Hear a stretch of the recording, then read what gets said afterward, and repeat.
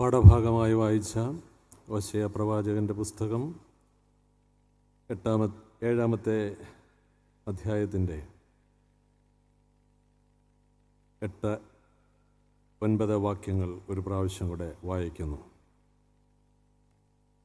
എഫ്രൈം ജാതികളോട് ഇടകലർന്നിരിക്കുന്നു. എഫ്രൈം മറിച്ചിടാത്ത ദോശ ആകുന്നു. Ephraim mixes with the nations. Ephraim is a flat cake, not turned over. പ്രാർത്ഥിക്കാം. തലകളെ വണക്കാം. വീശുകായി തോട്ടത്തിനുള്ളിൽ ജീവയാവി പകർന്നിടുവാ. വീശുകായി തോട്ടത്തിനുള്ളിൽ ജീവയാവി പകർന്നിടുവാ. ജീവനുള്ള പാട്ടുപാടുവാൻ സാക്ഷി ചൊല്ലുവാൻ ദൂതറിയിപ്പാൻ സഭയുണരുവാൻ. ജീവനുള്ള പാട്ടുപാടുവാൻ സാക്ഷി ചൊല്ലുവാൻ ദൂതറിയിപ്പാൻ സഭയുണരുവാൻ. ശാലേം രാജൻ വരുന്നൊരു ധ്വനികൾ ദേശമെങ്ങും മുഴങ്ങിടുന്നു.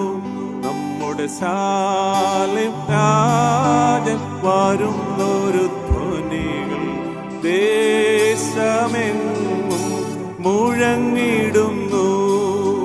സോദരാ നീയൊരുങ്ങിടുക, ലോകം വരുത്തിയിടുക, വേഗം ഗമിച്ചിടുക, വാനിൽ പറന്നു പോവാൻ.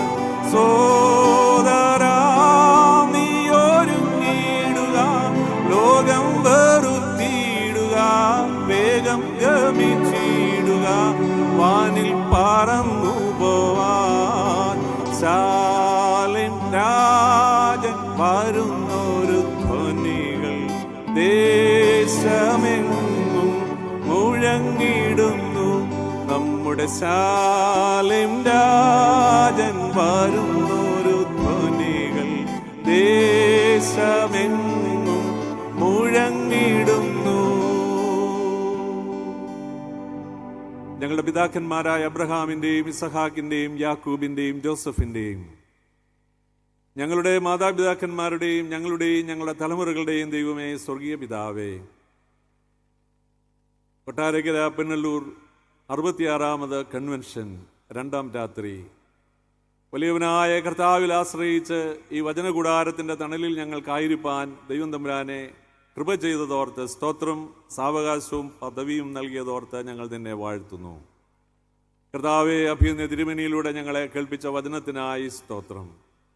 കഴിഞ്ഞ ദിവസങ്ങളിൽ കർത്താവെ വ്യാപരിച്ച ദൈവകൃപയെ ഞങ്ങൾ നന്ദിയോടുകൂടെ ഓർക്കുന്നു. വളരെ ഒരുക്കത്തോടും പ്രാർത്ഥനയോടും കർത്താവെ ദൈവമക്കൾ ചേർന്ന് വൈദികരോട് ചേർന്ന് തിരുസഭയോട് ചേർന്ന് ചെയ്യുന്ന ഈ ശുശ്രൂഷയൊക്കെ നീ വാഴ്ത്തി അനുഗ്രഹിക്കണമേ. ദൈവനാമ മഹത്വത്തിനായിട്ടെല്ലാം ഭവിക്കുന്നതിനായിട്ട് ഇടയാക്കണമേ. ഈ രാത്രിയിൽ ഞങ്ങളോട് സംസാരിക്കണമേ, കുറവുകൾ ഓർക്കരുതേ. വചനം സംസാരിപ്പാൻ അടിയനെ സഹായിച്ചുകൊണ്ടിരിക്കണമേ. ഓരോ വാക്കുകളും കർത്താവിൻ്റെ നാമത്തിൻ്റെ മഹത്വത്തിനാക്കി തീർക്കണമേ. കർത്താവും ദൈവവും രക്ഷിതാവുമായിരിക്കുന്ന യേശു തമ്പുരാൻ്റെ നാമത്തിൽ യാചിക്കുന്നു. കൃപയുണ്ടായി ഈ പ്രാർത്ഥനയും കേൾക്കണമേ. ആമേൻ, ആമേൻ. യൗവനം തുളുമ്പി നിൽക്കുന്ന പ്രവാചകൻ ഹോശേയ ഇസ്രായേലിൽ 14 സംവത്സരം അനുഗ്രഹകരമായ ശുശ്രൂഷ ചെയ്യുവാൻ ദൈവത്താൽ വേർതിരിക്കപ്പെട്ടിരിക്കുന്ന പ്രവാചകൻ ഹോശേയ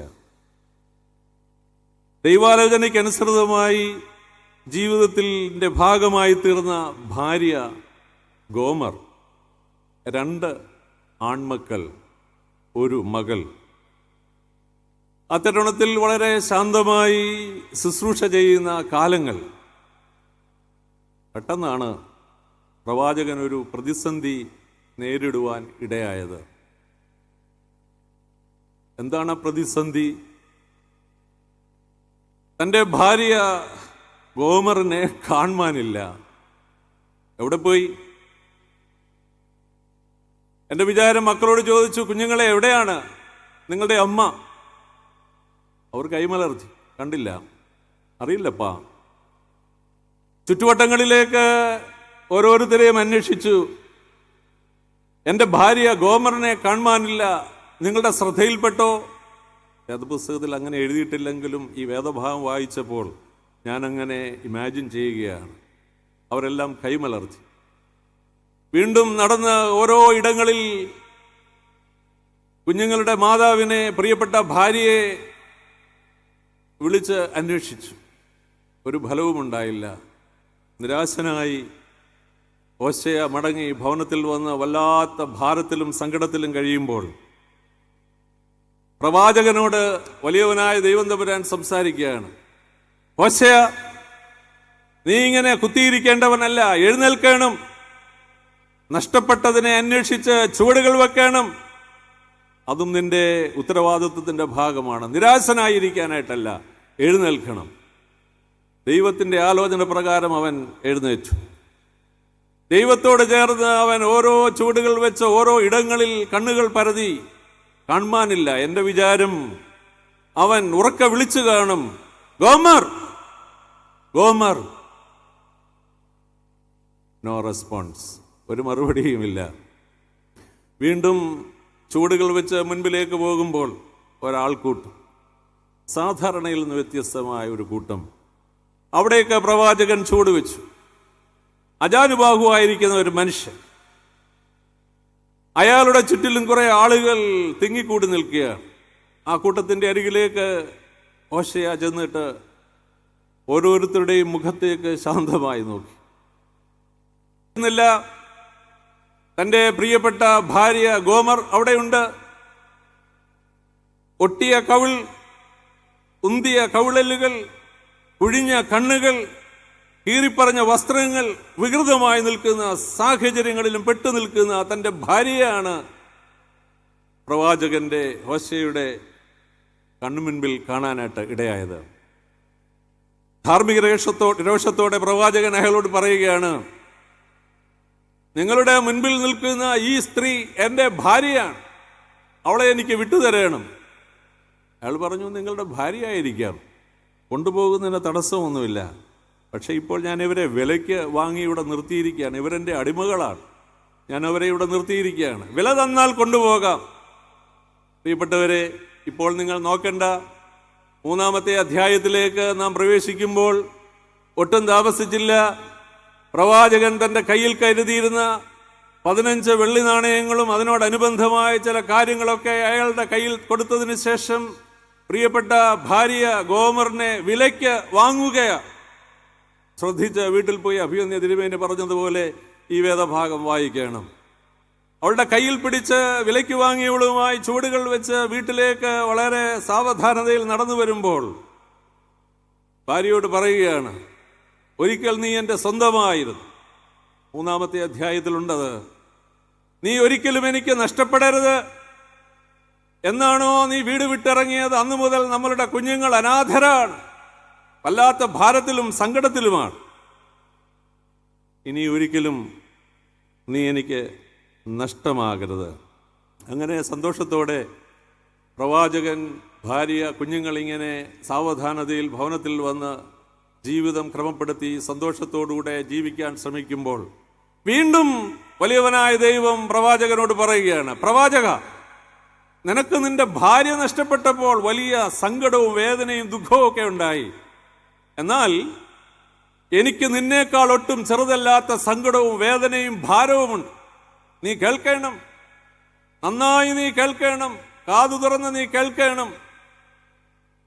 യഹോവയുടെ സങ്കടം കേൾക്കാൻ കാതു തുറക്കുമ്പോൾ, ശ്രദ്ധിക്കുമ്പോൾ പ്രവാചകൻ മനസ്സിലായി, എൻ്റെ ജനം ഹീനമായ മ്ലേച്ഛമായ ധാർമ്മികമായി അധപ്പതിച്ചിരിക്കുന്ന ഇടങ്ങളിലേക്ക് വീണിരിക്കുകയാണ്, പെട്ടിരിക്കുകയാണ്, നഷ്ടപ്പെട്ടിരിക്കുന്നു. അവർ നശിക്കുന്നതിൽ എനിക്ക് വലിയ വേദനയുണ്ട്.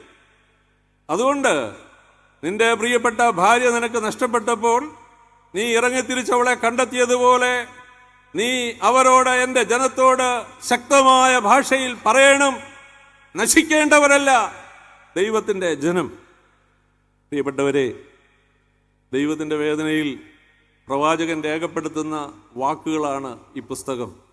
ശ്രദ്ധിച്ചു വായിച്ചെങ്കിൽ മാത്രമേ ഈ വിധ പൊരുളുകൾ നമുക്ക് മനസ്സിലാക്കാൻ സാധിക്കുകയുള്ളൂ. അവരുടെ അവസ്ഥയാണ് ഇന്ന് കുറിവാക്യമായി നമ്മൾ വായിച്ചത്.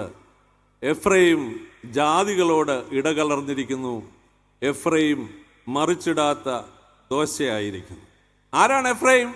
നിങ്ങളുടെ ശ്രദ്ധയെ ഞാൻ ഉൽപ്പത്തി പുസ്തകം 48-ാമത്തെ അധ്യായത്തിൻ്റെ 6 മുതൽ 19 വരെയുള്ള വേദഭാഗങ്ങളിലേക്ക് ഒരു 2 മിനിറ്റ് നേരത്തേക്ക് ക്ഷണിക്കുകയാണ്. The book of Genesis chapter 48 versus 6 to 19. ആരാണ് എഫ്രൈം എന്ന് നമുക്കവിടെ ശ്രദ്ധിച്ചാൽ കാണാവുന്നതേ ഉള്ളൂ.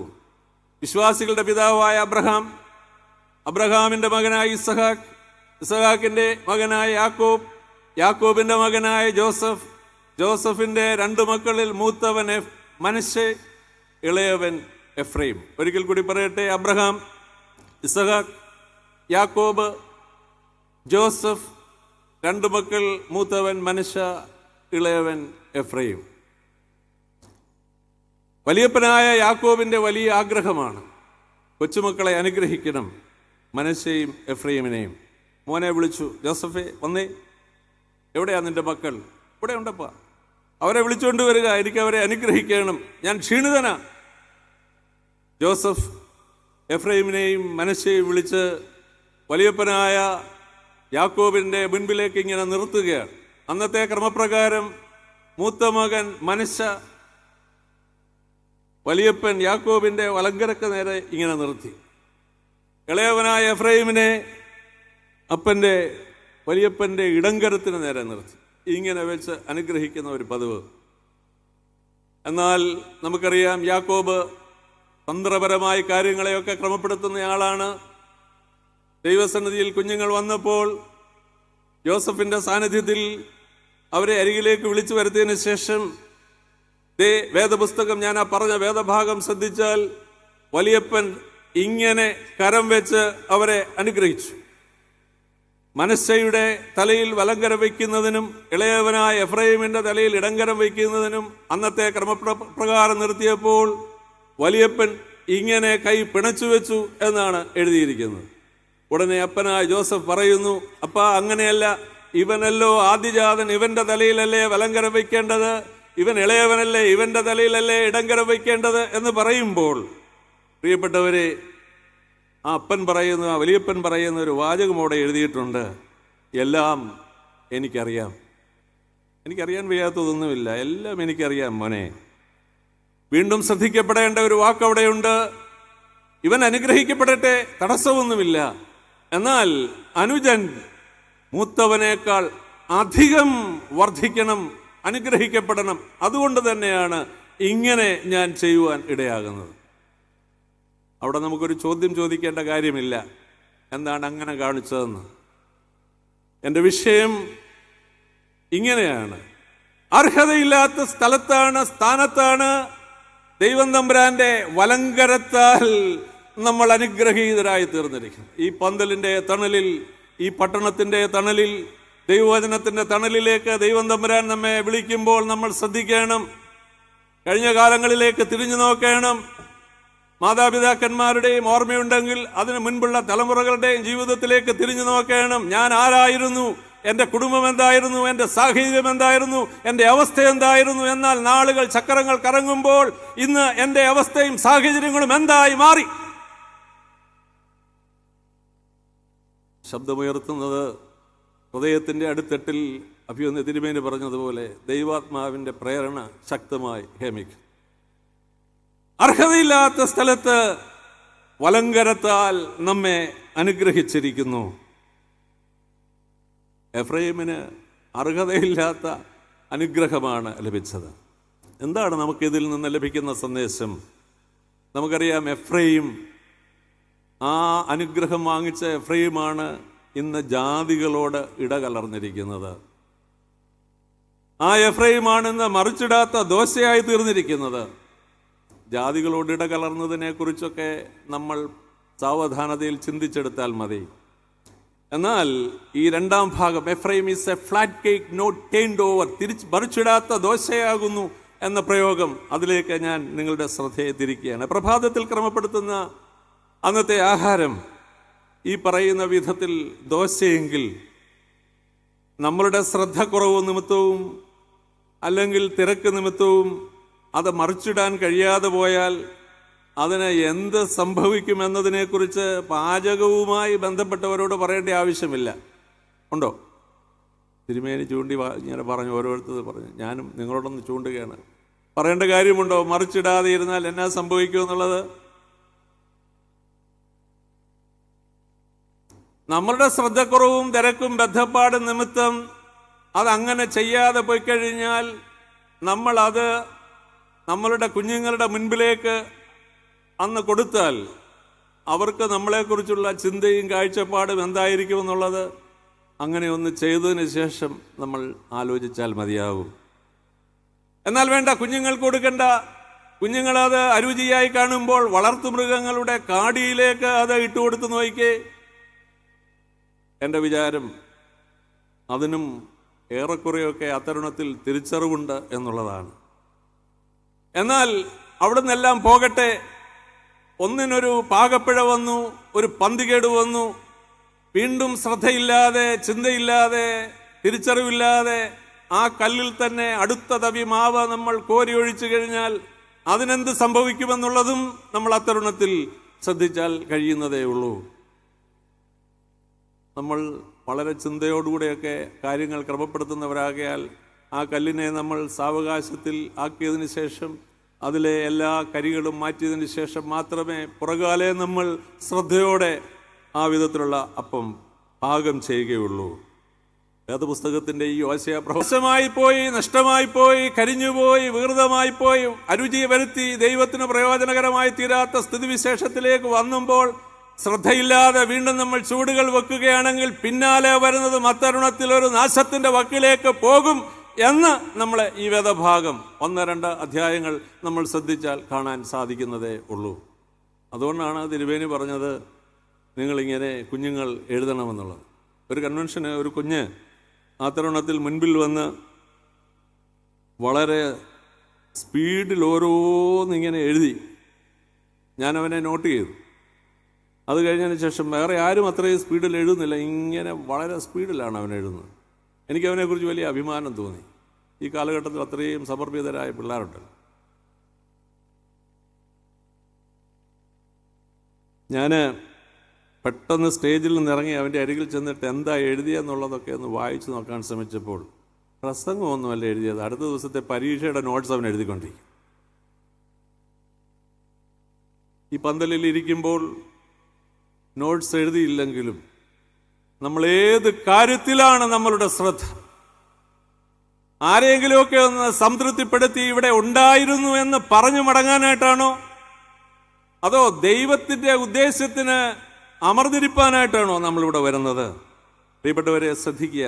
ദൈവം നമ്മെ ഭരമേൽപ്പിച്ചിരിക്കുന്ന ഉത്തരവാദിത്തങ്ങളിലും ജീവിത വഴികളിലും ക്രമക്കേടുകളും താളപ്പിഴകളും അലസതയും മടിയും ശ്രദ്ധക്കുറവും സംഭവിച്ചാൽ നാശത്തിൻ്റെയും നഷ്ടത്തിൻ്റെയും തലങ്ങളിലേക്കാണ് ജീവിതം ചെന്നെത്തുന്നത് എന്ന് ഈ വേദഭാഗം പ്രാരംഭമായി നമ്മെ ഓർമ്മിപ്പിക്കുകയാണ്. ഞാൻ ഈ വേദഭാഗം യൗവനക്കാരുടെ ഇടയിൽ ഒരു ക്ലാസ് രൂപേണ കുറേ നാളുകൾക്ക് മുൻപേ എടുത്തു. ഹോശേയ പ്രവാചകൻ്റെ പുസ്തകം. അപ്പോൾ ഈ വാക്യം വന്നു. പ്രസംഗമൊക്കെ കഴിഞ്ഞ് ക്ലാസ്സുകളൊക്കെ കഴിഞ്ഞപ്പോൾ യൗവനക്കാരല്ലേ, വളരെ ശ്രദ്ധയോടുകൂടെ ഇരിക്കും. കൊച്ചു വാക്കുകൾ പോലും അവർ കണ്ടുപിടിക്കുന്നവരാണ്. അവൻ എൻ്റെ അരികിൽ വന്നിട്ട് ചോദിച്ചു, അച്ഛൻ ഈ മറിച്ചിടാത്ത ദോശയെക്കുറിച്ചൊക്കെ പറഞ്ഞു, അതിന് പറ്റുന്ന അബദ്ധങ്ങളൊക്കെ അച്ഛന് എന്നോടൊന്നും തോന്നരുത്. ഇല്ല മോനെ, പറഞ്ഞു. അപ്പോൾ ഈ മസാല ദോശയും നെയ് റോസ്റ്റിൻ്റെയും ഒക്കെ കാര്യം, നിങ്ങളുടെ ചിരി കാണുമ്പോൾ എനിക്ക് മനസ്സിലായി നിങ്ങളും ഇത് ഇങ്ങനെ മനസ്സിൽ ഇങ്ങനെ ചോദിക്കാൻ എന്തായാലും ചോദിക്കുന്നില്ല ഇനിയും, ഇല്ലേ? മസാല ദോശയും നെയ്റോസ്റ്റും. എനിക്ക് അവനോടൊന്നും തോന്നിയില്ല ആ ചോദ്യത്തിൽ. എനിക്കേറെ സന്തോഷമേ തോന്നിയുള്ളൂ. എനിക്ക് അവനെക്കുറിച്ച് വലിയ അഭിമാനമേ തോന്നിയുള്ളൂ. അവൻ ഈ കാലഘട്ടത്തിൻ്റെ ഈ വിധത്തിൽ വേദപുസ്തകത്തെയും ആളുകളെയും സഭയൊക്കെ ദർശിക്കുന്ന ഒരു കൂട്ടത്തിൻ്റെ പ്രതിനിധിയായിട്ട് മാത്രമേ ഞാൻ അവനെ കണ്ടുള്ളൂ. ഞാൻ അവൻ്റെ കയ്യിൽ ഇങ്ങനെ പിടിച്ചു, വലത് കൈ, നടക്കാൻ സ്നേഹിത എന്ന് പറഞ്ഞു. അതിനുശേഷം ആ കൈ, എൻ്റെ ഇടത് കൈ അവൻ്റെ തോളിൽ വെച്ചു. കുറേ കാര്യങ്ങളൊക്കെ അവനോട് ചോദിച്ചതിന് ശേഷം ഒരിടത്ത് ഞാൻ ശാന്തമായിരുന്നു. ഞാൻ അവനെ ചേർത്ത് പിടിച്ചിട്ട് പറഞ്ഞു, അവനെ അഭിനന്ദിച്ചിട്ട് പറഞ്ഞു, മോനെ, ഇതിനൊരു ആത്മീയ അർത്ഥമുണ്ട്. ഈ രാത്രിയിൽ ആ ആത്മീയ അർത്ഥം പറഞ്ഞ് വേഗം എൻ്റെ വാക്കുകൾ അവസാനിപ്പിക്കാനായിട്ടാണ് ആഗ്രഹിക്കുക. ഇനിയും നിങ്ങൾ കൂടുതൽ ശ്രദ്ധയോടുകൂടെ ഇരിക്കണം. നീ ചോദിച്ചല്ലോ നെയ്റോസ്റ്റിൻ്റെയും അനുബന്ധമായ ഭക്ഷണത്തിൻ്റെയും ഒക്കെ കാര്യങ്ങളെക്കുറിച്ച് നീ ചോദിച്ചല്ലോ. എന്നാൽ അതിനൊരു ആത്മീയ അർത്ഥമുണ്ട്. തീക്ക് അഭിമുഖമായി വരാത്തതൊന്നും ദൈവത്തിന് പ്രയോജനപ്പെടുന്നില്ല, ദൈവകരങ്ങളിൽ ഉപയോഗപ്പെടുന്നില്ല എന്നുള്ളത് വളരെ പ്രധാനപ്പെട്ട കാര്യമാണ്. ദൈവം നമ്മളെക്കുറിച്ച് ആഗ്രഹിക്കുന്ന സമയത്ത് വിട്ടുവീഴ്ചയില്ലാതെ തീക്ക് അഭിമുഖമായി വരയണം. എന്ത് തീയാണ്? രണ്ട് തലങ്ങളിലേക്ക് ഈ ചിന്ത നമ്മെ കൊണ്ടുപോകാൻ ശ്രമിക്കുന്നു. ഒന്ന്, ക്രിസ്തുവിനായി കനൽ വഴികളിൽ യാത്ര ചെയ്യുവാനുള്ള ക്ഷണമാണ്.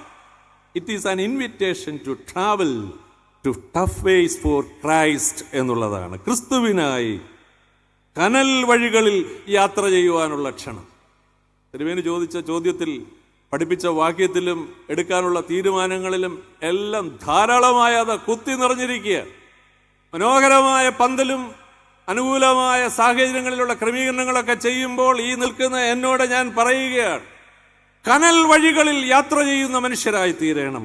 ഒന്ന്, അങ്ങനെയാണെങ്കിൽ രണ്ടാമത്തെ ചിന്ത, പരിശുദ്ധാത്മാവാകുന്ന അഗ്നിക്ക് വിധേയപ്പെടുവാനുള്ള നമ്മുടെ സമർപ്പണം.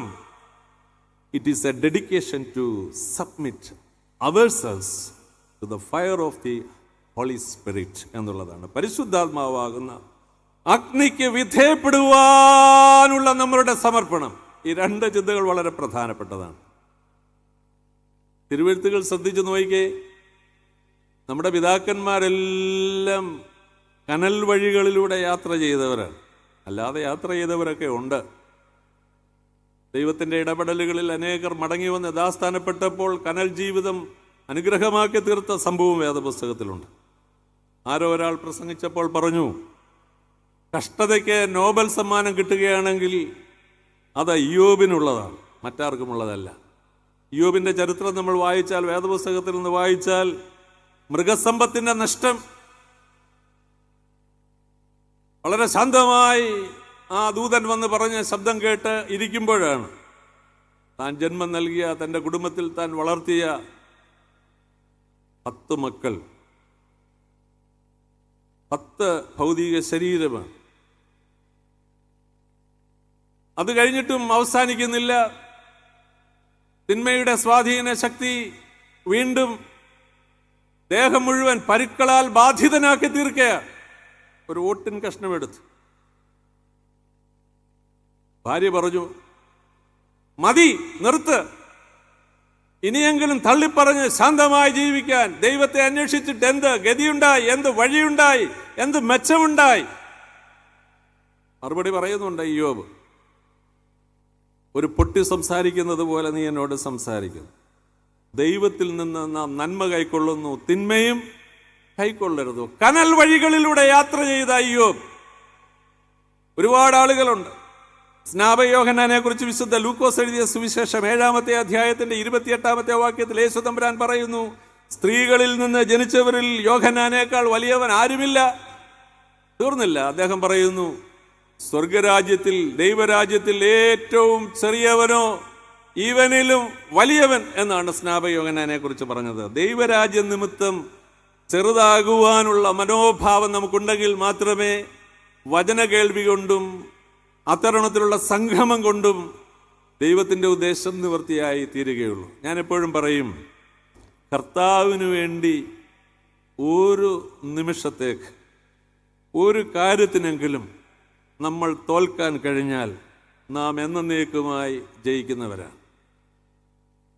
കർത്താവിന് വേണ്ടി നമ്മളെ ആക്കുന്ന സ്ഥലത്ത് ദൈവത്തിന്റെ രാജ്യത്തിന്റെ കെട്ടുപണിക്കായി, ദൈവനാമ മഹത്വത്തിനായി മനഃപൂർവമായി ഒരു നിമിഷത്തേക്ക് തോൽക്കുവാൻ തയ്യാറായാൽ, ദൈവത്തിന്റെ ആത്മാവ് ഓർമ്മിപ്പിച്ചത് കൊണ്ടാണല്ലോ ഇങ്ങനെയുള്ള ഒരു ഒരു ഒരു ബന്ധം ഈ ദൈവവചനത്തിൽ വരുന്നത്.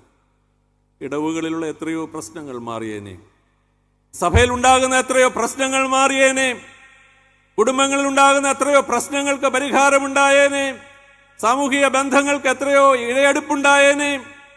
ഒരു നിമിഷത്തേക്ക് കർത്താവിന് കനൽ വഴികളിൽ പോകുന്നതിന് അങ്ങനെ ഒരു പ്രത്യേകതയുണ്ട്. പരിശുദ്ധാത്മാവിന് വിധേയപ്പെടുന്നതിൽ ഇങ്ങനെ ഒരു പ്രത്യേകതയുണ്ട് എന്ന് വേദപുസ്തകം നമ്മളെ പഠിപ്പിക്കുകയാണ്. എളുപ്പമല്ല, കനൽ വഴികളിൽ യാത്ര ചെയ്യുക എളുപ്പമല്ല. എന്നാൽ എളുപ്പമാണെന്ന് കാണിച്ചവരും മരിക്കേണ്ടി വന്നിരുന്നാലും അങ്ങേ അറ്റം വരെയും സഹനത്തോടെ ജീവിച്ച അനേക ഭക്തന്മാരായ ആളുകൾ നമ്മളുടെ കൺമുൻപിലുണ്ട്. 1999 ജനുവരി മാസം 22-ാം തീയതി പാതിരാവിൽ ഗ്രഹാം സ്റ്റെയിൻ, മകൻ ഫിലിപ്പ് തിമോത്തി സുവിശേഷത്തിനായി വന്ദരിയപ്പെടുകയാണ്. 25 വർഷമാണ്. 22-ാം തീയതി പൂർത്തീകരിക്കപ്പെട്ടു. 25 വർഷം. അവരുടെ പോക്കറ്റിലേക്ക് പോകാൻ വേണ്ടിയല്ല, ദൈവത്തിൽ നിന്ന് അകന്ന ദൈവവേദനയിൽ പങ്കാളികളായി തീരുവാൻ കുടുംബമായി സമർപ്പിച്ച പരിശുദ്ധാത്മാവിന് വിധേയപ്പെട്ടതിൽ ലഭ്യമായ കനൽ വഴികളുടെ അനുഭവമാണ് ഗ്രഹാം സ്റ്റെയിനും കുഞ്ഞുങ്ങളും ജീപ്പിൽ ബന്ധമരുന്നത്. കുറച്ചു കാലം കഴിഞ്ഞപ്പോൾ കോടതി ചോദിച്ചു, ഭാര്യ ഗ്ലാഡീസിനോട് ചോദിച്ചു, നിങ്ങളുടെ ഭർത്താവിനെയും കുഞ്ഞുങ്ങളെയൊക്കെ ഈ തരുണത്തിൽ ബന്ധിച്ച് കൊന്ന ആളുകൾക്ക് എന്ത് ശിക്ഷയാണ് കൊടുക്കേണ്ടത്? അവർ പറഞ്ഞു, ക്രിസ്തു ഞങ്ങളെ പഠിപ്പിച്ചത് പ്രതികാരത്തിൻ്റെ ചിന്തയല്ല, കഷ്ടതയുടെയും സഹനത്തിൻ്റെയും ത്യാഗത്തിൻ്റെയും വഴികളാണ്. എളുപ്പമല്ല, എന്നാൽ എളുപ്പമാക്കണം എന്നുള്ളതാണ് ഇങ്ങനെയുള്ള സാക്ഷ്യ സമൂഹം നമ്മളെ പഠിപ്പിക്കുന്നത്. നമുക്ക് മുൻപേ ഓട്ടം പൂർത്തീകരിച്ചിരിക്കുന്ന വിശ്വാസ സമൂഹം നമ്മളെ പഠിപ്പിക്കുന്നത് അങ്ങനെയാണ്. സാധ്യമായി തീരണം.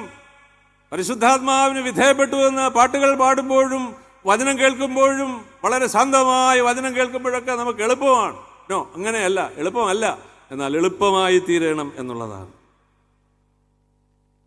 ഈ കൺവെൻഷൻ യോഗങ്ങളെല്ലാം പര്യവസാനിക്കുമ്പോൾ, കർത്താവേ, നിനക്ക് വേണ്ടി ഒരു നിമിഷത്തേക്ക് തോൽക്കുവാൻ, നിന്റെ മഹത്വത്തിന് തടസ്സമായി എന്തെങ്കിലും ഉണ്ടെങ്കിൽ നന്മ കൊണ്ട് തിന്മയെ ജയിക്കുവാനുള്ള വലിയ സമർപ്പണം ഞങ്ങൾക്ക് നൽകണമേ എന്ന് നമ്മളെ പഠിപ്പിച്ചതുപോലെ അതായിത്തീരുവാൻ നമുക്ക് കഴിയേണ്ടിയിരിക്കുന്നു.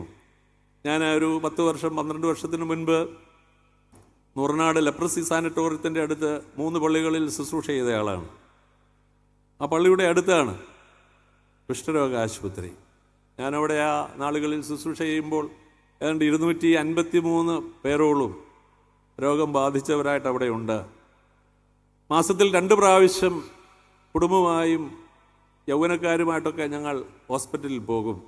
വളരെ വളരെ വേദനാജനകമായ കാഴ്ചയാണ്. നിങ്ങളിൽ അച്ഛന്മാരോട് ചേർന്ന്, സുവിശേഷകരോട് ചേർന്ന് ദൈവജനമൊക്കെ അവിടെ പോയിട്ടുണ്ടെന്നാണ് എൻ്റെ വിചാരം. ഇപ്പോൾ അവിടെ അതിൻ്റെ പകുതി സ്ഥലത്തോളം മിലിറ്ററി ക്യാമ്പാക്കി മാറ്റിയിരിക്കുകയാണ്. കുറച്ചാളുകൾ അവിടെയുണ്ട്. അന്ന് ഫുൾ ഇങ്ങനെ രോഗം ബാധിച്ച സ്നേഹിതരാണ്. നമ്മൾ അവരെ കാണാൻ ചെല്ലുമ്പോൾ അവരിങ്ങനെ കൂട്ടത്തോടെ സ്ത്രീകളും പുരുഷന്മാരും ഒക്കെ വന്ന് നിൽക്കും. അവരുടെ കൈവിരൽ പോയവരുണ്ട്, അവരുടെ മുഖത്തിന് രൂപം മാറിയവരുണ്ട്, കാലുകൾ മുഴുവൻ കെട്ടിവെച്ചിരിക്കുന്നവരുണ്ട്. എങ്കിലും അവരുടെ വേദനയിൽ അവരുടെ മധ്യത്തിലേക്ക് വരുന്നവരെ കാണാൻ അടുത്തു വരും. അവർക്ക് ലഡുവും കേക്കും അവരുടെ വ്രണത്തിൽ നിന്നൊക്കെ ഒഴുകുന്ന ഈ ചോരയൊക്കെ ഒപ്പുന്നതിന് നമ്മുടെ വൈദികരൊക്കെ പലരും അങ്ങനെ പോവുകയും ചെയ്തവരൊക്കെ അങ്ങനെയുള്ളവരെയൊക്കെ ഓർത്ത് ദൈവത്തെ സ്തുതിക്കുകയാണ്. നമ്മളവിടെ കൊണ്ടു കൊടുക്കുമ്പോൾ അവർ പറയും, ഇതൊന്നും ഞങ്ങൾക്ക് വേണ്ട അച്ഛാ, ഇതൊക്കെ ഇവിടുന്ന് കിട്ടുന്നുണ്ട്, ഇതൊക്കെ ഇവിടുന്ന് തരുന്നുണ്ട്, ലഡുവുണ്ട്, കേക്കുമുണ്ട്, വസ്ത്രമൊക്കെ, ഇതൊന്നും വേണ്ട, ഇതൊക്കെ ധാരാളമുണ്ട്. എന്നാൽ ഞങ്ങളിവിടെ ഉണ്ട് എന്നുള്ളത് കാണാൻ നിങ്ങളൊന്ന് വന്നാൽ മതി.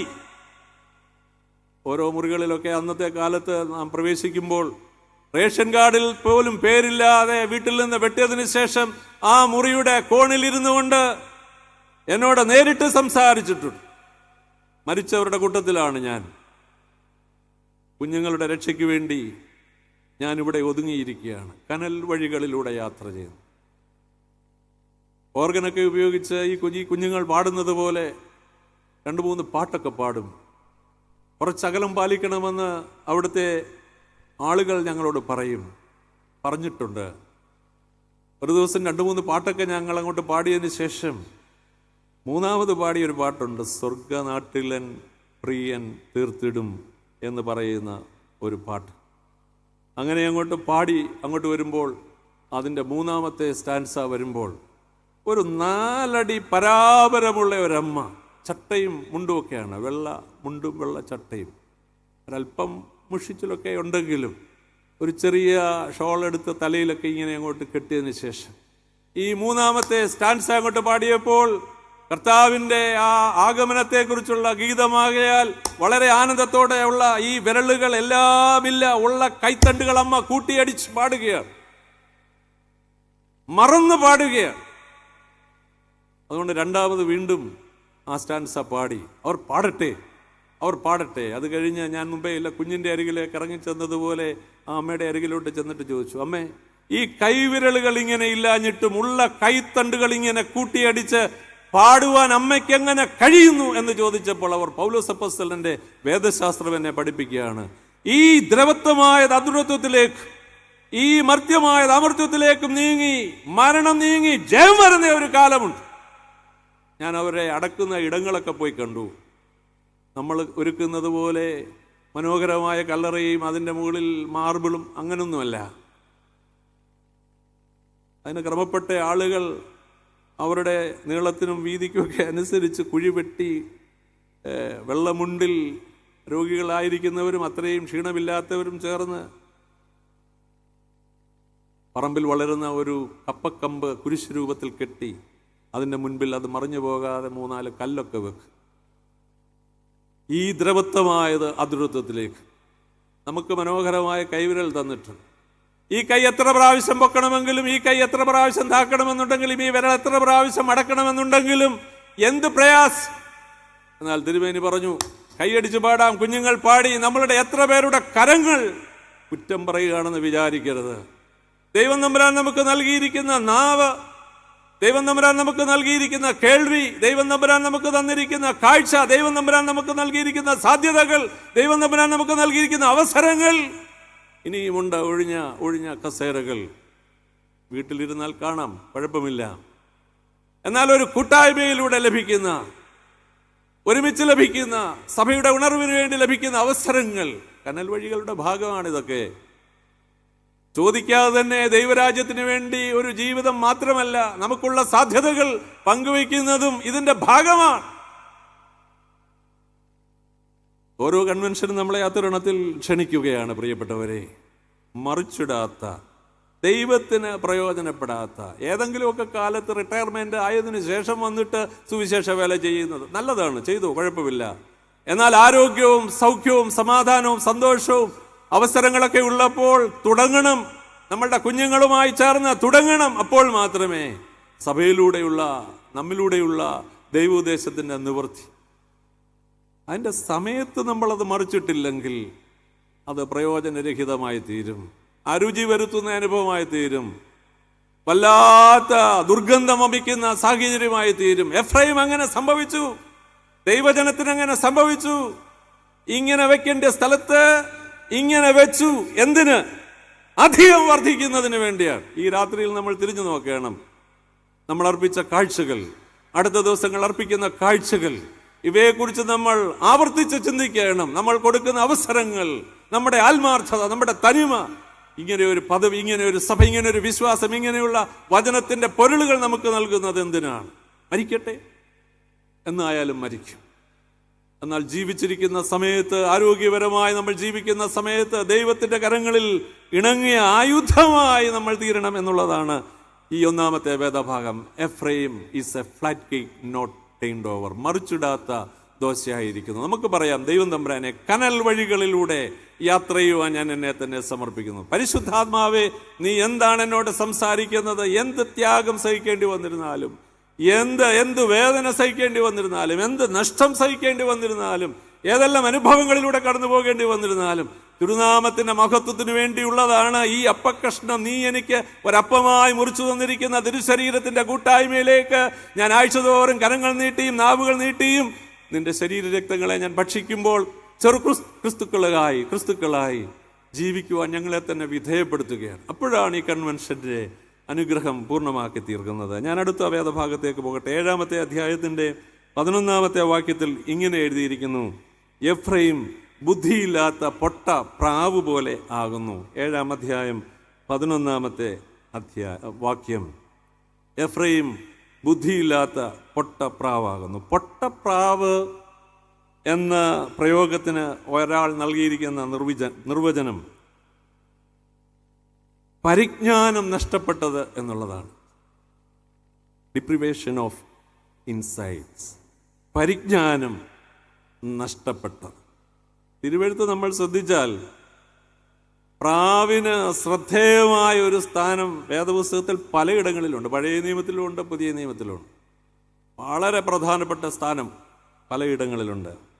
മത്തായി സുവിശേഷം 10-ാമത്തെ അധ്യായത്തിന്റെ 16-ാമത്തെ വാക്യത്തിൽ ഇങ്ങനെ രേഖപ്പെടുത്തിയിരിക്കുന്നു: നിങ്ങൾ പാമ്പിനെ പോലെ ബുദ്ധി.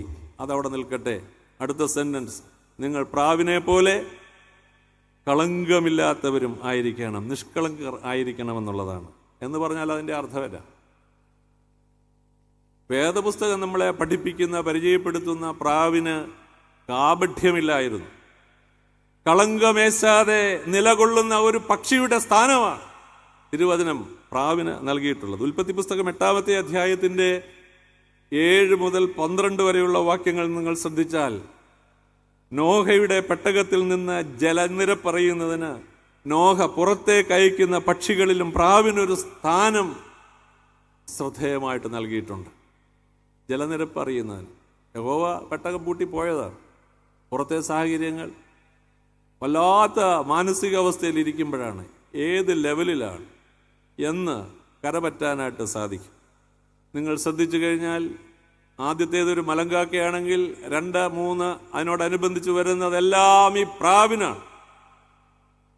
ഒരെണ്ണം വേഗം അയക്കപ്പെട്ട സ്ഥലത്തേക്ക് മടങ്ങി വരികയാണ് രണ്ടാമത് അയക്കുന്നത്. മൂന്നാമത് അയക്കുന്നത് ഒരു പച്ചിലയുമായി, ഒരു ഇലയുമായി വരുന്നതാണ്. മൂന്നാമത് മടങ്ങി വന്നില്ല, നാലാമത് മടങ്ങി വന്നില്ല. ഞാൻ പറയാൻ ഉദ്ദേശിച്ചത് ശ്രദ്ധേയമായൊരു സ്ഥാനത്തെക്കുറിച്ച് പറയാൻ പറഞ്ഞു എന്നുള്ളതേ ഉള്ളൂ. എവിടെ നിന്ന് പുറപ്പെട്ടു? അയച്ചവന്റെ ഉദ്ദേശത്തിന്റെ നിവർത്തിക്കായി ഉപകാരപ്പെടുന്ന വിധത്തിലാണ് പ്രാവ് നിലകൊള്ളുന്നത്. എവിടെ നിന്നാണ് നമ്മൾ പുറപ്പെട്ടത്? നമ്മുടെ ഭവനത്തിൽ നിന്നുള്ളതിനേക്കാൾ ഉപരിയായി കർത്താവ് കാൽ കഴുകുന്ന ശുശ്രൂഷയ്ക്ക് വരുമ്പോൾ പറയുന്നു, ഞാൻ എവിടെ നിന്ന് വന്നിരിക്കുന്നുവെന്നും എവിടേക്ക് പോകുന്നുവെന്ന് താൻ അറിഞ്ഞിരിക്കെ ആരയിൽ തൂവാല എടുത്ത് കെട്ടിയതിനു ശേഷം ശിഷ്യ സമൂഹത്തിന്റെ കാലിന്റെ ചുവട്ടിൽ ഇരിക്കുകയാണ്. കാപട്യത്താലുള്ള ഇരിപ്പല്ല, നിഷ്കളങ്കതയിലുള്ള ഇരിപ്പാണ്. ഒരുവന്റെ കാലിന്റെ ചുവട്ടിൽ, പാദത്തിൽ എനിക്ക് തൊടണമെന്നുണ്ടെങ്കിൽ അവനേക്കാൾ ഞാൻ താണിരുന്നെങ്കിൽ മാത്രമേ സാധിക്കുകയുള്ളൂ. അവൻ ഉയർന്നിരിക്കുമ്പോൾ ഞാൻ താണിരുന്നെങ്കിൽ മാത്രമേ സാധിക്കുകയുള്ളൂ. ശുശ്രൂഷയ്ക്കായിട്ട് ദൈവം തമ്പുരാൻ നമ്മളെ വിളിച്ചിരിക്കുകയാണ്. എവിടെ നിന്ന് പുറപ്പെട്ടുവോ? കർത്താവിൽ നിന്ന് നമുക്ക് ലഭിച്ചിരിക്കുന്ന ആയുസ്സാണ്, കർത്താവിൽ നിന്ന് നമുക്ക് ലഭിച്ചിരിക്കുന്ന അവസരങ്ങളാണ്. എൻ്റെ ഭാഷയിൽ പറഞ്ഞാൽ അയച്ചവന്റെ ഉദ്ദേശത്തിന്റെ നിവൃത്തി വെളിപ്പെടുത്തുവാൻ ആ കൂട്ടിലേക്ക് മടങ്ങി വരികയാണ്. ലക്ഷ്യബോധമുള്ള പക്ഷിയായിട്ടാണ് ഈ പ്രാവ് നിലകൊള്ളുന്നത്. ലക്ഷ്യബോധമുള്ള പക്ഷി. ചെങ്ങന്നൂർ മാവേലിക്കര ഭദ്രാസനത്തിൽ ഞാനിപ്പോൾ ശുശ്രൂഷ ചെയ്യുന്നു. ആന്ധ്ര മിഷൻ ഫീൽഡിൽ ഈ അടുത്ത സമയത്ത് 2 പ്രാവശ്യം പോകുവാൻ കുടുംബമായി, അതോടൊപ്പം തന്നെ സ്നേഹിതരോട് ചേർന്നൊക്കെ ഇടയായി. ആന്ധ്രയിൽ നരസാപുരത്തും അലഗഡയിലുമൊക്കെ പ്രവർത്തിച്ച വൈദികരും മേൽപ്പട്ടക്കാരുടെയൊക്കെ സേവനം എത്ര വലുതാണ്. സുവിശേഷകരുടെയും ദൈവജനത്തിൻ്റെയൊക്കെ കോൺട്രിബ്യൂഷൻ നിമിത്തം ആ ഇടങ്ങളൊക്കെ വളർന്നു വരികയാണ്. ആ മിഷൻ ഫീൽഡ് സന്ദർശിക്കുമ്പോൾ നരസാപുരത്തുള്ള കാനാപുരം എന്ന് പറയുന്ന ഒരു സ്ഥലത്ത് ഒരു കൊച്ചു പള്ളിയൊക്കെ ഉണ്ട്. അവിടെ ചെന്ന് മനോഹരമായ കാര്യങ്ങളൊക്കെ കാണുകയും കേൾക്കുകയും ഒക്കെ ചെയ്യുമ്പോൾ, അവിടെയുള്ള പ്രവർത്തനങ്ങളെക്കുറിച്ചൊക്കെ കാണുകയൊക്കെ ചെയ്യുമ്പോൾ ഒരു പ്രാവിൻ കൂട് അവിടെ ഇങ്ങനെ നിൽക്കും. നിറയെ പ്രാവാണ്, ഒരു 10-20 എണ്ണമെങ്കിലും കാണും, പല നിറത്തിലുള്ളത്. ഞാനതിൻ്റെ ചുവട്ടിൽ ഞങ്ങളിങ്ങനെ നിന്ന് കണ്ടു. അപ്പോൾ അവിടുത്തെ മിഷണറി വന്നിട്ട് പറഞ്ഞു, കുറച്ച് കഴിയുമ്പോൾ ഇതിനെ അഴിച്ചു വിടും. അപ്പം ഞാൻ ചോദിച്ചു, ഇതിനെ അഴിച്ചു വിട്ടാൽ പിന്നെ എങ്ങനെ കിട്ടുന്നേ? അത് കണ്ടോളൂ, ഒരു സ്വല്പം കൂടെ ഒന്ന് കഴിഞ്ഞോട്ടെ. അത് കാണാൻ തന്നെ മനഃപൂർവ്വമായി അവിടെ നിന്നു. ആ കൂടങ്ങോട്ട് തുറന്നു. ഈ 10-20 പ്രാക്കൾ വളരെ ദ്രുതഗതിയിൽ ആ കൂട്ടിൽ നിന്ന് പറന്നുയരുകയാണ്. നെടുകയും കുറുകയും ആകാശത്ത് പറക്കുകയാണ്. ലക്ഷ്യം നഷ്ടപ്പെട്ട വിധത്തിലാണ്. ഇനി എങ്ങനെ അതിനെ പിടികിട്ടും? കുറേ നേരം കഴിഞ്ഞപ്പോൾ താഴെ എന്തോ ഒരു ശബ്ദം അഴിച്ചുവിട്ടവനുണ്ടാക്കി. അതിനുള്ള ധാന്യമണികളൊക്കെ അതിൻ്റെ കൂട്ടിൽ ക്രമപ്പെടുത്തി വെച്ചു. ലക്ഷ്യമില്ലാതെ ആകാശമുട്ട് അങ്ങോട്ടും ഇങ്ങോട്ടും പറന്നു നടന്നത് ഈ ശബ്ദം കേട്ടപ്പോൾ എല്ലാം കൂട്ടത്തോടെ വന്ന് ആ കൂട്ടിൽ കയറുകയാണ്. ലക്ഷ്യബോധം നഷ്ടപ്പെട്ടാൽ എവിടെ ചെല്ലുമെന്നുള്ളതിനെ കുറിച്ച് ഗോമറിനോട് ചോദിച്ചാൽ മതിയാവും. ഹോശേയ ആദ്യം കഷ്ടപ്പെട്ടതറിയാം. ലക്ഷ്യബോധം നഷ്ടപ്പെട്ടാൽ എവിടെ ചെല്ലും? സന്ധ്യയിലെ പ്രാർത്ഥന കൂടാതെ, പ്രഭാതത്തിലെ പ്രാർത്ഥനയില്ലാതെ, നമ്മളുടെ ഉറക്കത്തിന്റെ സുഖത്തിലും നമ്മളുടെ ഈ ശാരീരിക സുഖത്തിലും ലൗകിക സുഖങ്ങളിലും നമ്മളുടെ സമയം ചെലവഴിച്ച് ലക്ഷ്യബോധം നഷ്ടപ്പെട്ടാൽ, ഒരാരാധന പള്ളിയിലുണ്ടെങ്കിൽ അതിനൊരു സ്പേസ് നൽകാതെ നമ്മളുടെ ഇഷ്ടത്തിനനുസരിച്ച് ജീവിച്ചാൽ, ലക്ഷ്യബോധം നഷ്ടപ്പെട്ടവരെയും ചേർത്ത് പിടിക്കുന്ന ഒരു സംഗമമാണ്. അതുകൊണ്ടാണ് പിന്മാറ്റക്കാർ തിരിച്ചു വരണമെന്നും വിശ്വാസികൾ വിശ്വാസത്തിൽ ഉറക്കുക മാത്രമല്ല, പാപികളുടെ മാനസാന്തരത്തിന് യോഗ്യമായ വചനം കേൾക്കുമ്പോൾ ഹൃദയത്തിന്റെ അകത്തളങ്ങളിലേക്ക് ഈ വചനത്തിനുള്ള ഇടം നമ്മൾ വിസ്താരമാക്കി കൊടുത്തെങ്കിൽ മാത്രമേ ഈ സംഗമം കൊണ്ട് പ്രയോജനം ഉണ്ടാകുകയുള്ളൂ. ഈ പ്രാവിനെ കുറിച്ച് അടുത്ത് പരിചയമുള്ളവരും പഠിച്ചിട്ടുള്ള ഒരാൾ പറഞ്ഞു, അതിൻ്റെ കണ്ണുകൾ നമ്മൾ ശ്രദ്ധിച്ചാൽ അതിൻ്റെ താഴത്തെ പോള 2 തട്ടുകളായിട്ടാണ്. ഞാൻ അതിനെ അടുത്ത് കണ്ടിട്ടില്ല, തൊട്ടിട്ടില്ല. അതിങ്ങനെ അതിൻ്റെ കൂട്ടിൽ സാവധാനതയിൽ ഇരിക്കുമ്പോൾ ഒരു മർമറിങ് സൗണ്ട് ഉണ്ടാക്കും. അദ്ദേഹം പറയുന്നു, സൂക്ഷ്മതയോടെ നോക്കിക്കഴിഞ്ഞാൽ ഈ അകത്തെ പോളയുടെ മുകളിൽ ഇങ്ങനെ ഈറനണിഞ്ഞിരിക്കും. എപ്പോഴും നനവ് കാണുവാനായിട്ട് സാധിക്കും. ഒരു കാലത്ത് നമ്മളുടെ മാതാപിതാക്കന്മാർക്കുണ്ടായിരുന്നു ഈ നനവ്. കാരണം നേരത്തോട് നേരം വരെ കാത്തിരുന്നെങ്കിൽ മാത്രമേ പല വീടുകളുടെയും, ഞാൻ ആ ഭാഷ ഉപയോഗിക്കുന്നതിൽ നിങ്ങൾ ക്ഷമിക്കണം, അടുപ്പിൽ പുകയുണ്ടാകുകയുള്ളൂ. ഒട്ടിയ വയറുമായി എത്രയോ മാതാപിതാക്കന്മാർ മക്കളെ വളർത്തി കാക്കക്കേട് മാറ്റി കാലുറപ്പിച്ച് പറക്ക പരിശീലിപ്പിച്ച് ദൈവം നമ്പുരാൻ വഴി തുറന്ന എത്രയോ ഭവനങ്ങൾ അക്ഷരം കൂട്ടി വായിക്കുവാൻ കഴിവില്ലാതെ നമ്മൾ ബലഹീനരും ക്ഷീണിതരുമായി തീരുമ്പോഴും നമ്മളുടെ കുഞ്ഞുങ്ങൾക്ക് എത്രയോ ഭാഷ സംസാരിപ്പാൻ ദൈവം എത്രയോ ഇടങ്ങളിൽ അവർ പോയിടത്തൊക്കെ നമുക്ക് പോകാനുള്ള ഭാഗ്യം ലഭിച്ചില്ലേ? എങ്ങനെ അത് ലഭിച്ചത്? നമ്മളുടെ ബുദ്ധി കൊണ്ട് ലഭിച്ചതാണോ? നമ്മളുടെ കഴിവുകൊണ്ട് ലഭിച്ചതാണോ? ഉണ്ട്, ബുദ്ധിയും കഴിവൊക്കെ ദൈവം തന്നതുകൊണ്ട് അത് ഉപയോഗിച്ചില്ല എന്ന് പറയുന്നില്ല. എന്നാൽ അതിൻ്റെ അപ്പുറത്ത് എത്രയോ ബുദ്ധിമാന്മാർ കരകയറാതെ ഇരിക്കുമ്പോൾ സാധാരണക്കാരായിരിക്കുന്ന അമ്മമാരുടെയും അപ്പന്മാരുടെയും കണ്ണുകളിൽ നിന്ന് നിറവഴിയായി ഒഴുകിയ കണ്ണുനീർത്തുള്ളികൾ നിമിത്തം എത്രയോ ഭവനങ്ങൾ ഇന്ന് അനുഗ്രഹിക്കപ്പെട്ടു. കണ്ണെങ്ങനെയുണ്ട്? എൻ്റെ കണ്ണിൻ്റെ കാര്യങ്ങളുടെയാണ് ഞാൻ ചോദിക്കുന്നത്. ലഭിച്ചതിനെ കുറിച്ച് ഓർക്കാതെ ലഭിക്കാതെയുള്ളതിനെ കുറിച്ച് കണ്ണുനീർ പൊഴിച്ചുകൊണ്ടിരിക്കുകയാണ്. എത്രയോ നന്മകളാണ് നമ്മൾ അർഹിക്കാത്തത് അനുഭവിച്ചിട്ടുള്ളത്. ഇങ്ങനെ വെച്ച് അർഹിക്കാത്ത എത്രയോ നന്മകൾ നമ്മൾ അനുഭവിച്ചിട്ടുണ്ട്. പ്രിയപ്പെട്ടവരെ, യേശുവിൻ്റെ സ്നാന സമയത്ത് പരിശുദ്ധാത്മാവ് പ്രാവ് പോലെ സ്വർഗത്തിൽ നിന്ന് ഇറങ്ങി വരുന്നതിനെ കുറിച്ച് വേദപുസ്തകത്തിൽ യോഹന്നാൻ എഴുതിയ സുവിശേഷം 1:32 സൂചിപ്പിച്ചിട്ടുണ്ട്. പ്രാവ് ഒരിക്കലും പരിശുദ്ധാത്മാവല്ല. Dove is not holy spirit. എന്നാൽ പ്രാവിനെ പോലെ എന്നാണ് എഴുതിയിരിക്കുന്നത്. അതിൻ്റെ രൂപത്തെക്കാളും അതിൻ്റെ ഭാവത്തെക്കാളും ഒക്കെ ഉപരിയായി അതിൻ്റെ സ്വഭാവ ഗുണങ്ങളിലേക്കാണ് വചനം നമ്മളെ വിരൽ ചൂണ്ടുന്നത്. അയച്ചവന്റെ ലക്ഷ്യത്തോടുള്ള ക്രിയേറ്റീവായിട്ടുള്ള response. You are the light of this world, you are the salt of this earth. ഭൂമിയുടെ ഉപ്പാണ്, ലോകത്തിന്റെ വെളിച്ചമാണ്. You are the part of this society. You have so many responsibilities in this world, in your society, in your home, in your church. You must realize what is your role and what is your responsibilities in your church, in your home, in your society. ഇതാണ് creative ആയിട്ടുള്ള response എന്ന് പറയുന്നത്. ഭൂമിയുടെ ഉപ്പായി തീരുമെന്നുള്ളതല്ല, ലോകത്തിന്റെ വെളിച്ചമായി തീരുമെന്നുള്ളതല്ല. Lord, what can I do for you? Tell me. Do one will do. കർത്താവേ, ഞാനത് ചെയ്തിരിക്കും. ഇതാണ് സമർപ്പണം എന്ന് പറയുന്നത്. അയച്ചവന്റെ ഇഷ്ടം. അതിനനുസരിച്ച് നമ്മൾ മറിഞ്ഞു വീണില്ലെങ്കിൽ, തിരിഞ്ഞു വീഴുവാൻ സമ്മതിച്ചില്ലെങ്കിൽ, ഈ തീക്ക് അഭിമുഖമായി തീരുവാൻ നമുക്ക് കഴിഞ്ഞില്ലെങ്കിൽ നമ്മളുടെ ജീവിതം പരാജയമായി തീരും. രൂപത്തെക്കാളും ഭാവത്തെക്കാളും അപ്പുറമായി അതിൻ്റെ സ്വഭാവ ഗുണം എന്താണ്? എൻ്റെ സ്വഭാവം. ദൃഷ്ടിയിൽ പെടുന്നതെല്ലാം സ്വന്തമാക്കാനുള്ള പരാക്രമം പ്രാവിനില്ല. വാരി വിതരണം കുറച്ച്, നോൺ വെജും വെജും ധാന്യമണികൾ കൂടെ ചേർത്ത് വാരി വിതരണം. ധാന്യമണികൾക്കിടയിൽ മാംസാഹാരം വിതറിയാൽ അനുവദിക്കപ്പെട്ടതിൽ പരിമിതപ്പെട്ട് നിലകൊള്ളുവാനുള്ള ഉറച്ച നിലപാടുകളുടെ പ്രത്യക്ഷ അടയാളമാണ് ഈ പ്രാവ്. വായിക്ക് രുചിയുണ്ടെന്ന് വിചാരിച്ച് അനുവദിക്കാത്തതിലേക്ക് അത് ശ്രദ്ധ കൊടുക്കത്തില്ല. അനുവദിച്ചതിൽ പരിമിതപ്പെടുകയാണ്. എവിടെയാണോ നമ്മളെ ആക്കിയിരിക്കുന്നത്?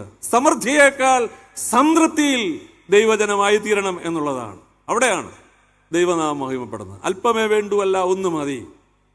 നമ്മളുടെ കണ്ണ് നിറയുന്നത് എന്തിനു വേണ്ടിയാണ്? നമ്മൾ അർഹിക്കാത്തത് എന്തെല്ലാം നന്മകൾ അനുഭവിക്കുന്നു. അനുദിന ജീവിതത്തിൽ വിശുദ്ധി കാത്തു സൂക്ഷിക്കുന്ന ഒരു പക്ഷിയാണ് പ്രിയപ്പെട്ടവരെ. എന്നാൽ എഫ്രൈം ഇതിൽ നിന്ന് വ്യത്യസ്തമായി ദൈവ ഉദ്ദേശത്തിൽ നിന്ന്, ദൈവ പദ്ധതിയിൽ നിന്ന്, ജീവിത വിശുദ്ധിയിൽ നിന്ന് ധാർമ്മികമായി അധപ്പതിച്ച തലങ്ങളിലേക്ക് പോയിരിക്കും. ഈ രാത്രിയിൽ ഈ പന്തലിൻ്റെ ഈ വചനകൂടാരത്തിൻ്റെ തണലിൽ ഇരിക്കുമ്പോൾ ദൈവത്തിൻ്റെ ആത്മാവ് നമ്മളോട് സംസാരിക്കുന്നു. എൻ്റെ തുടർന്നുള്ള ആയുസ്, ഈ വേദഭാഗത്തോടുള്ള ബന്ധത്തിൽ അടുത്ത ദിവസങ്ങളിൽ ദൈവത്തിൻ്റെ പരിശുദ്ധാത്മാവ് നമ്മളോട് സംസാരിക്കും. അനേക ആളുകൾ ഈ മീഡിയയിലൂടെ കേൾക്കുന്നുണ്ട്. വീടിൻ്റെ തണലിലിരുന്നും ഓഫീസിലിരുന്നും വഴിയാത്രയിലും കേൾക്കുന്നുണ്ട്. എല്ലാവരോടുമുള്ള സന്ദേശമാണിത്. കാപഠ്യവും കളങ്കവും കൈമുതലാക്കിയിരിക്കുന്ന എഫ്രൈമിൻ്റെ തലങ്ങളിൽ നിന്ന് കർത്താവെ, അതിൽ നിന്ന് വ്യത്യസ്തമായി ജീവിക്കുവാൻ, നന്മ കൊണ്ട് തന്നെ തിന്മയെ ജയിക്കുവാൻ. നമുക്കറിയാം, സുപ്രസിദ്ധ പ്രസംഗനായ ജോൺ ആൻഡേഴ്സൺ ഒരിക്കൽ വലിയൊരു സദസ്സിൽ പ്രസംഗിച്ചുകൊണ്ടിരിക്കുമ്പോൾ അദ്ദേഹം അലറുകയാണ്. ഇതിനേക്കാൾ വലിയ ശബ്ദത്തിലാണ് അദ്ദേഹം പറയുന്നത്. അദ്ദേഹത്തിൻ്റെ പ്രസംഗത്തിൻ്റെ മധ്യത്തിൽ അദ്ദേഹം ദൈവാത്മാവിൽ നിറയപ്പെട്ടവനായി പറയുകയാണ്, തീ, എല്ലായിടത്തും തീ. ഇത് കേട്ടപ്പോൾ പ്രസംഗകനല്ലേ, എല്ലാവരും അങ്ങോട്ടും ഇങ്ങോട്ടും ഓടാൻ തുടങ്ങുകയാണ് പന്തലിൽ നിന്ന്. എല്ലാവരും നെടുകയും കുറുകയും ഓടാൻ തുടങ്ങിയപ്പോൾ ആൻഡേഴ്സൺ പറയുകയാണ്, എല്ലായിടത്തും തീയുണ്ട്, പക്ഷെ ഇവിടെ മാത്രം തീയില്ല. വീണ്ടും അദ്ദേഹം അതിനെ നിർവചിക്കുന്നു. പരിശുദ്ധാത്മാവാകുന്ന തീയില്ലാത്ത സഭ മുടന്തി നടക്കും എന്നുള്ളതാണ്. ലക്ഷ്യബോധം നഷ്ടപ്പെട്ടാൽ മുടന്തുകയല്ലാതെ വേറെ മാർഗമില്ല എന്ന് അദ്ദേഹം വ്യാഖ്യാനിക്കാൻ ശ്രമിക്കുകയാണ്. കാപട്യത്തിലും കളങ്കത്തിലും അകപ്പെട്ടാൽ മുടന്തുകയല്ലാതെ, കാലിന്റെ മുടന്തല്ല പ്രിയപ്പെട്ടവരെ, ജീവിതത്തിൽ ഒരു ഉയർത്തെഴുന്നേൽപ്പില്ലാതെ, ദൈവത്തിന്റെ ആത്മാവിന്റെ ഇടപെടലുകളില്ലാതെ താണുകൊണ്ടിരിക്കുന്ന സാഹചര്യങ്ങൾ. ഹോശേയെ വിളിച്ചതിനു വേണ്ടിയാണ്. നമ്മളുടെ വ്യക്തിപരമായ ജീവിതത്തിന്റെ സങ്കടങ്ങൾക്ക് ദൈവം പരിഹാരം നൽകുവാൻ വിശ്വസ്തനാണ്. എന്നാൽ അതേ സമയത്ത് ദൈവത്തിന്റെ വേദന, മറിയത്തിന്റെ തലവണങ്ങൾ, ജോസഫിന്റെ തലവണങ്ങൾ, അങ്ങനെ എത്രയോ ദൈവദാസന്മാരുടെ ലോകാരംഭത്തിന് മുമ്പുള്ള ദൈവവേദനയിലെ പങ്കാളിത്തത്തിലാണ് ക്രിസ്മസ് ആഘോഷിക്കുന്നത്. പ്രിയപ്പെട്ടവരെ, ഞാൻ അവസാന ഭാഗത്തേക്ക് വേഗം വരുന്നു. സഹോദരനായ ഫിലിപ്പോസിന്റെ ഭാര്യയെ സ്വന്തമാക്കിയ ഹെരോദാവ് സ്നാപക യോഹന്നാന്റെ വാക്കുകൾക്ക് മുൻപിൽ ആത്മീയ ശക്തിയില്ലാത്തവനായി തീർന്നതിനെ കുറിച്ച് മർക്കോസ് 6:20 പറയുന്നു. ദൈവത്തിന്റെ വിരൽ ചൂണ്ടുമ്പോൾ നമ്മൾ മുടന്തുന്ന കൂട്ടത്തിൽ ആത്മീയ ശക്തിയില്ലാത്തവരായി തീരുമോ? സ്വയശോധനയ്ക്ക് വേണ്ടി ഞാനെന്നോടും നമ്മളോടെല്ലാവരോടും ദൈവവചനം പറയും. ദാവീദ് രാജാവ് നാഥാൻ പ്രവാചകന്റെ മുൻപിൽ ആത്മീക ബലമില്ലാത്തവനായി തീർന്നു. ആ മനുഷ്യൻ നീ തന്നെ. 2 ശമൂവേൽ 12:7. നീതി, വിശുദ്ധി, ന്യായവിധി എന്നിവയെ പറ്റി പൗലോസ് അപ്പോസ്തലൻ പ്രസംഗിച്ചപ്പോൾ റോമൻ ഗവർണറായ ഫെസ്തോസ് ആത്മീയ ശക്തിയില്ലാതെ അസ്വസ്ഥനായി തീരുന്നു. അപ്പോസ്തല പ്രവൃത്തി 25:22. ഭയങ്കരമാണ്. ജീവിതത്തെ ശോധന ചെയ്യുവാൻ ധീരപോരാളിയായ ഏലിയ പ്രവാചകന്റെ വാക്കുകൾക്ക് മുൻപിൽ ആഹാബ് രാജാവ് ബലഹീനനായി തീരുകയാണ്. രാജാക്കന്മാരുടെ 1-ാം പുസ്തകം 17-ാമത്തെ അധ്യായത്തിന്റെ വാക്കുകൾ നോക്കുമ്പോൾ കാണാൻ സാധിക്കും. പത്രോസിന്റെ മുൻപിൽ അനന്യാസും സഫീറയും. നമ്മൾ ആത്മീക ബലമുള്ളവരാണോ? പൊട്ടപ്രാക്കളായി തീരാനായിട്ടല്ല, പരിജ്ഞാന പൂർത്തിക്കായിട്ട് കർത്താവ് നമ്മളെ ക്ഷണിക്കുകയാണ്. ഞാൻ എൻ്റെ വാക്കുകളുടെ അവസാന ഭാഗത്തേക്ക് വന്നുകൊണ്ടിരിക്കുന്നു. 9-ാമത്തെ അധ്യായത്തിന്റെ 16-ാമത്തെ വാക്യത്തിൽ ഇങ്ങനെ എഴുതിയിരിക്കുന്നു, എഫ്രൈമിനെ കുറിച്ച്, എഫ്രൈമിന് പുഴുക്കുത്ത് പിടിച്ചിരിക്കുന്നു എന്നാണ്. എഫ്രൈമിന് ഉറങ്ങിപ്പോയോ? ഞാൻ വെള്ളം കുടിക്കാനായിട്ട് സമയമെടുത്തു. 1-2 പേരൊക്കെ കുടിക്കുന്നുണ്ട്. എഫ്രൈമിന് പുഴുക്കുത്ത് പിടിച്ചിരിക്കും. ഞാൻ ഈ വേദഭാഗം വായിച്ചപ്പോൾ എൻ്റെ ബാല്യകാലത്തെ ഞാൻ ഓർത്തു പോവുകയാണ്. എൻ്റെ അമ്മ 4 വർഷത്തിന് മുൻപാണ് മരിച്ചത്. 98 വയസ്സ്. 98 വയസ്സ്.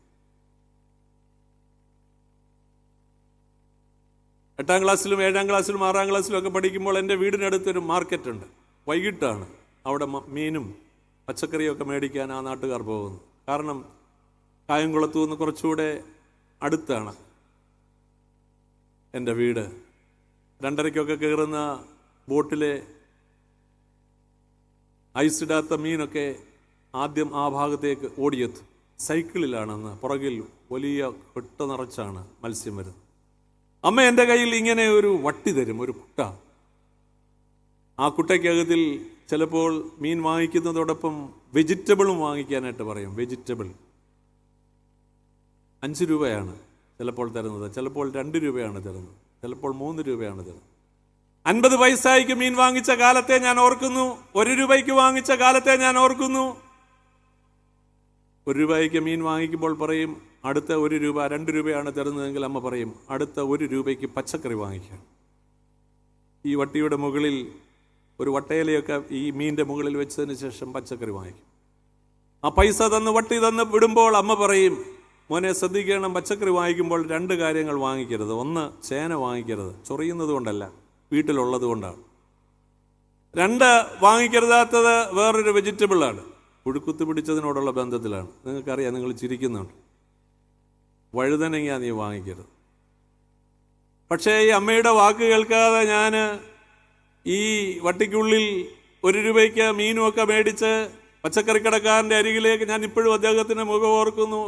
അദ്ദേഹം എഴുന്നേറ്റ് നീളമുള്ള ഒരു കത്തി കൊണ്ട് ഓരോന്ന് മുറിക്കുമ്പോൾ ഞാൻ പറയും ചേന വേണ്ട, വേണ്ടാക്കി വേണ്ട. ഓരോ സാധനങ്ങളും മുറിച്ച് ഇങ്ങനെ ആ പാത്രത്തിലേക്ക്, ആ ബേസിനകത്തേക്ക് ഇട്ടതിന് ശേഷം അദ്ദേഹം ഈ വട്ടിക്കകത്തിൽ കുടഞ്ഞിടും.